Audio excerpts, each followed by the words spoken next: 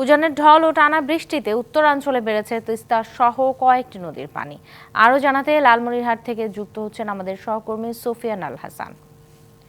সুফিয়ান, নদীর পানি বাড়াতে মানুষের ভোগান্তি এবং ক্ষয়ক্ষতি কেমন দেখছেন?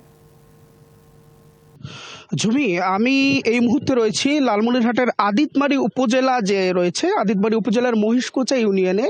সেখানে যদি আপনাকে আমি একটু দেখাই যে এই মহিষকুচা ইউনিয়নের যে নিম্নাঞ্চল রয়েছে, সেই নিম্নাঞ্চল কিন্তু এখন প্লাবিত।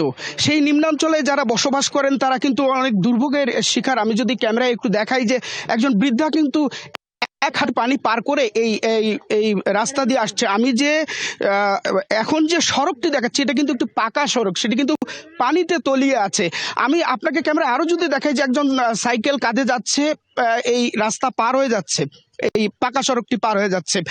সকাল থেকে 15 সেন্টিমিটার নিচে পানি প্রবাহিত হলেও দুপুর 12টার পর থেকে কিন্তু 5 সেন্টিমিটার নিচ দিয়ে তিস্তার পানি প্রবাহিত হচ্ছে। ফলে তিস্তাতে যে জমাট পানি সেগুলো নিম্নাঞ্চলে প্রবেশ করছে এবং মানুষের দুর্ভোগ কিন্তু ক্ষণে ক্ষণে সেটি বাড়ছে। আমরা পানি উন্নয়ন বোর্ডের সাথে কথা বলেছি এবং লালমনিরহাট জেলা প্রশাসক যিনি আছেন, জেলা প্রশাসনের সাথে কথা বলেছি।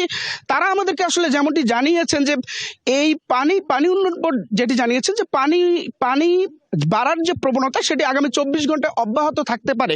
তবে তিস্তার যে ধারাবাহিকতা, তিস্তার যে একটি বৈচিত্র্যতা রয়েছে সেটি হচ্ছে যে তিস্তার পানি কিন্তু হুট করেই এসে কিছুক্ষণ থেকে আবার সেই পানি কিন্তু নেমে যায়। ফলে এই দুর্ভোগ কতটা বাড়বে বা কমবে এটা আসলে এখনো অনুমান করা যাচ্ছে না। তবে যদি বন্যা দীর্ঘ সময় থাকে তবে মানুষদের দুর্ভোগ আরো বেশি বাড়বে বলে মনে হচ্ছে। ঝুমি, এই ছিল লালমনিরহাট থেকে।